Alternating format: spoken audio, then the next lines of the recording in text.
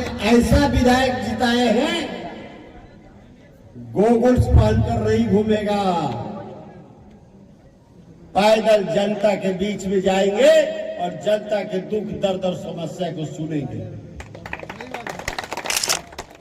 हमारी पत्नी जब हमसे पूछी कि आप सही सही बताइए कि एमपी राजा जी को मदद कर रहे हैं कि भीतर घात कर रहे हैं, कि राजमहल से मानिक चक के बीच में गंगा नदी पर पुल बनेगा, उनके लाख प्रयास के बावजूद भी न मेरे हौसला को तोड़ सके, न मैं झुका, न टूटा और न टूटूंगा, बल्कि उन्हीं को तोड़ दिया कि मैं पुल बनाऊंगा। तो पुल बनाएंगे, यही नहीं, कार्यकारी एसडीओ साहब आप हैं, अब बीडीओ साहब आप भी है। मैं आपको 48 घंटा का समय देता हूं कि राजमहल के सभी पोल पर लाइट लग जानी चाहिए और भुकभुकिया लाइट लग जानी चाहिए। भोटिया साहब, साहेबगंज को सबसे अधिक विकसित करने के लिए मैं साहेबगंज में हवाई अड्डा भी बना रहा हूं, ताकि अब अगर किसी को दिल्ली, बंबई कहीं भी जाना पड़े, बंगलोर, तो देवघर और रांची नहीं जाएगा, यही से फ्लाइट पकड़ कर जाएगा, जिसमें 4 चक्का भी चलेगा, साइकिल चलने की अलग व्यवस्था रहेगी, फुटपाथ दुकान भी रहेगा, हरा भरा पेड़ पौधा भी रहेगा और लाइट की भी व्यवस्था रहेगी। 8,500 करोड़ का प्रोजेक्ट है और जब साहेबगंज में बन जाएगा तो मैं उसी प्रोजेक्ट को राजमहल में भी लागू करूंगा। इसकी बीड़ा मैंने उठाया है और मैं बताता हूं कि 2025 में आपके पतौड़ा झील का सौंदर्यीकरण होगा, इसका काम होगा, जिसकी डीपीआर बनकर तैयार हो गया है और इसी वित्तीय वर्ष में पतौड़ा झील को पैसा मिलने वाला है। आप लोग को जोहार। मैं 3 साल के बाद राजमहल और उधवा के धरती में और आप लोगों के बीच में दिखाई पड़ा हूं। जैसा कि आपको मालूम होना चाहिए कि मुझे एक षड्यंत्र के द्वारा 3 महीने तक जेल में बंद करके रखा गया, 3 साल। लेकिन उनके लाख प्रयास के बावजूद भी न मेरे हौसला को तोड़ सके, न मैं झुका, न टूटा और न टूटूंगा, बल्कि उन्हीं को तोड़ दिया।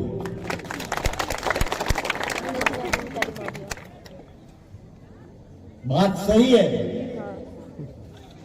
हमारे भाई राजनीति से कोसों दूर चले गए थे। हमने सोचा कि राजमहल की विकास करना है,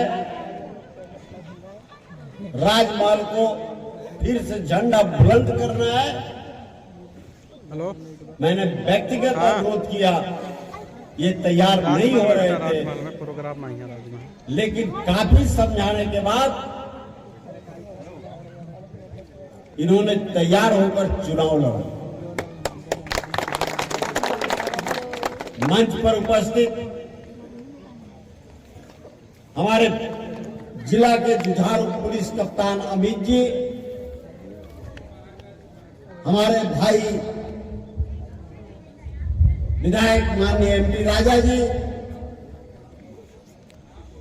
भारतवर्ष देश के ही नहीं विदेश के नामी फुटबॉलर और हमारे देश के गौरव भाईचंद भोटिया जी,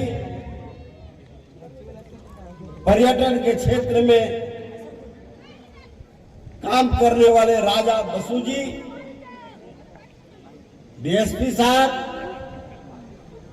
और आज पहली बार किसी कार्यक्रम में आई हुई हमारी धर्म पत्नी जी, मैं सभी का अभिनंदन करता हूं। आप लोग को विश्वास नहीं होगा, चुनाव के 3 दिन पहले भी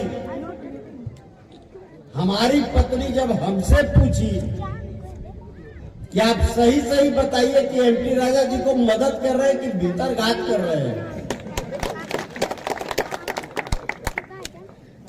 मैंने कहा कि मैंने कसम खाया है कि मदद करूंगा और जिताऊंगा। और ये सौभाग्य भी देखिए कि राजनीति में कदम डालने के पहले सबसे पहले राजमहल विधानसभा में ये आई,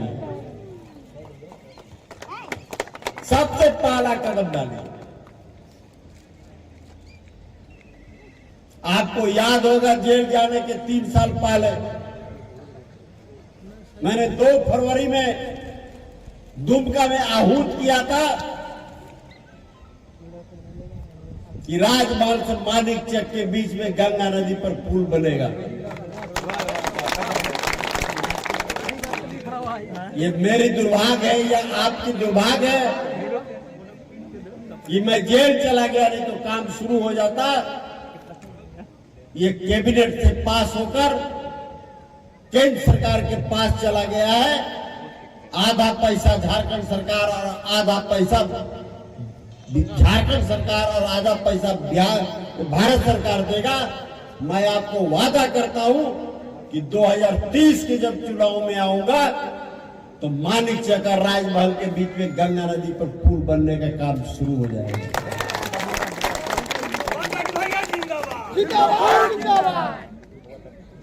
जहां तक पर्यटन की बात है, आप चिंता मत कीजिए। हमारे भाई साहब ठीक बोल रहे थे। मैंने विधायक जी को बोला है कि आप जनता के बीच में रहिए, दुख दर्द जनता के संभालिए, जनता की सेवा में लगे रहिए। राजमहल विधानसभा का विकास कैसे होगा, इसकी बीड़ा मैंने उठाया है। और मैं बताता हूं कि 2025 में आपके पतौड़ा झील का सौंदर्यीकरण होकर इसका काम होगा, जिसकी डीपीआर बनकर तैयार हो गया है और इसी वित्तीय वर्ष में पतौड़ा झील को पैसा मिलने जा रहा है। विंध्यवासिनी मंदिर की बाउंड्री वाल 4 दीवारी और सौंदर्यीकरण होने जा रहा है। बरहेट के शिवगादी में रेपवेड बन रहा है, तीनों का डीपीआर बनकर तैयार है। कल 2 फरवरी के भी मंच पर हम बैठे, माननीय मंत्री जी को बोला कि हमारा तीनों डीपीआर बनकर तैयार है, मैं 10 तारीख को आता हूं और ये तीनों डीपीआर पास हो जाना चाहिए। हमारी चिंता है, राजा भाई जानते हैं, हमारे बरहेट विधानसभा में कटाव का 10 योजना स्वीकृत हो गई थी, टेंडर होने वाला था बोल्डर पिचिंग का। मैंने अपने 10 योजना कटवाकर और उसको राजमहल उधवा में डालने का काम किया कि सबसे पहले हमको राजमहल उधवा की जनता को बचाना है गंगा कटाव से। आप यही बात समझिए। अभी हम साहेबगंज जिला में साहेबगंज नगर को जाम से निजात दिलाने के लिए, जिसमें 4 चक्का भी चलेगा, साइकिल चलने की अलग व्यवस्था रहेगी, फुटपाथ दुकान भी रहेगा, हरा भरा पेड़ पौधा भी रहेगा और लाइट की भी व्यवस्था रहेगी। 8,500 करोड़ का प्रोजेक्ट है और जब साहेबगंज में बन जाएगा तो मैं उसी प्रोजेक्ट को राजमहल में भी लागू करने का काम करेंगे। मैं काम बोलेगा और मुझे उम्मीद है कि 2030 के जब चुनाव में हमारे भाई खड़े होंगे तो जनता के बीच में वोट मांगने का काम नहीं करेंगे, जनता खुद उनके द्वारा दरवाजे पर आके वोट देगी। मैं तो आपसे पूछता हूं, बताइए, आपने जिता दिया, ये व्यक्ति 5 साल तक आपका नौकरी कर रहा है, आप अपने घर में किसी नौकर को रखते हैं, कोई व्यवसायी भी अपने नौकर को रखता है, कपड़ा दुकान वाला हो, राशन दुकान वाला हो, रखता है ना। जब आप उसको वेतन नहीं दीजिएगा तो दूसरे दिन आएगा काम करने। तो जब ये 5 साल आपके नौकर के रूप में आपका काम करेंगे, जनता मालिक है, और 5 साल के बाद आए तो आप उनका मजदूरी नहीं दीजिएगा, तो ये जनता की दुर्भाग्य है। आपने ऐसा विधायक जिताए हैं, गोगल्स पहनकर नहीं घूमेगा, पैदल जनता के बीच में जाएंगे और जनता के दुख दर्द और समस्या को सुनेंगे। हाँ, अब आप कहिएगा कि हमारी आपसी लड़ाई है, भाई भाई में, उसका समाधान कर दीजिए, वो नहीं होगा। अब कहिएगा ठेकेदारी गिराती है, 2 आदमी लड़ रहे हैं, उसका पंचायती कर दीजिए। ये सब चीज से वंचित। आप विकास संबंधी बात कीजिए, ये करेंगे। और चूंकि इनको यहां भी रहना, क्षेत्र में भी रहना है, विधानसभा भी देखना है। अभी ये फरवरी से जब जाएंगे, 28 फरवरी से, तो 30 मार्च तक राजभवन में नहीं आएंगे, इनको रांची रहना पड़ेगा 1 महीना। बजट चल रहा है, एक दिन भी अनुपस्थित नहीं होंगे, नहीं तो कब वोटिंग होगा जाएगा, विपक्ष वाला कब गिरा देगा पता नहीं चलेगा। अगर ये नहीं है, अगर आपको जरूरत पड़ता है तो 12 बजे रात को भी आप आइए, आपका भाई तैयार है, मैं जिंदा हूं, मैं आपके सब काम को करूंगा। आपने हमारे कंधे को बरियार किया है,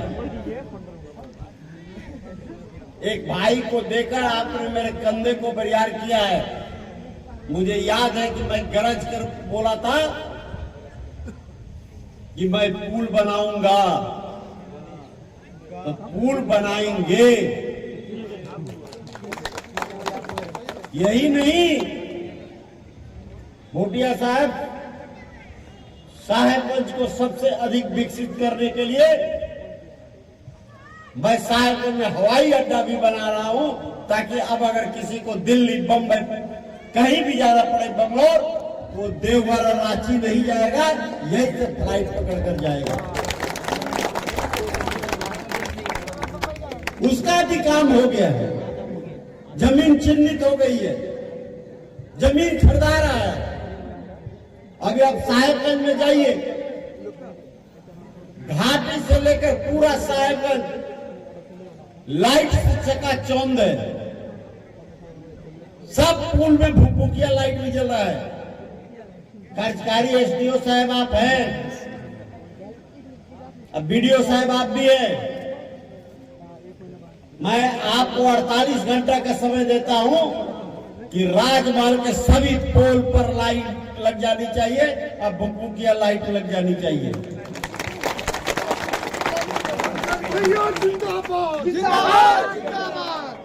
48 घंटे आपका, फिर 49वां घंटा मेरा शुरू हो जाएगा।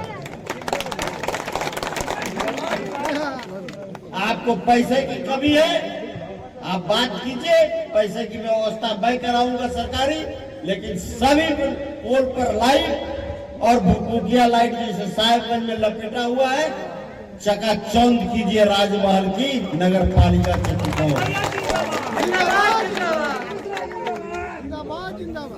इसलिए 48 घंटे का समय दे दिए। कैसे होगा आप समझिए।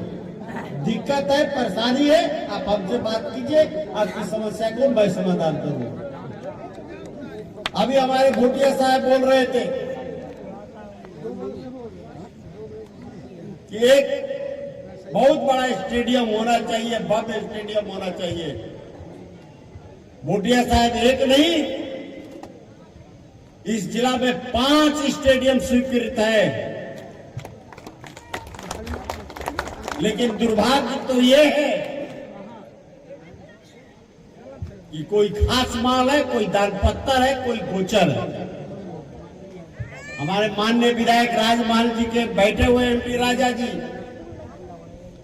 आप मुझे जमीन चिन्हित कर दे, मैं आपको वादा करता हूं कि 1 महीना में संथाल परगना के सबसे भव्य स्टेडियम बनाने का हम काम करेंगे।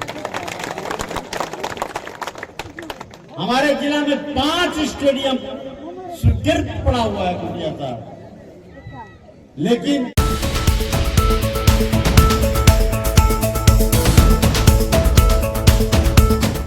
आप देख रहे हैं अटल भारत टीवी, खबर आपके हक की।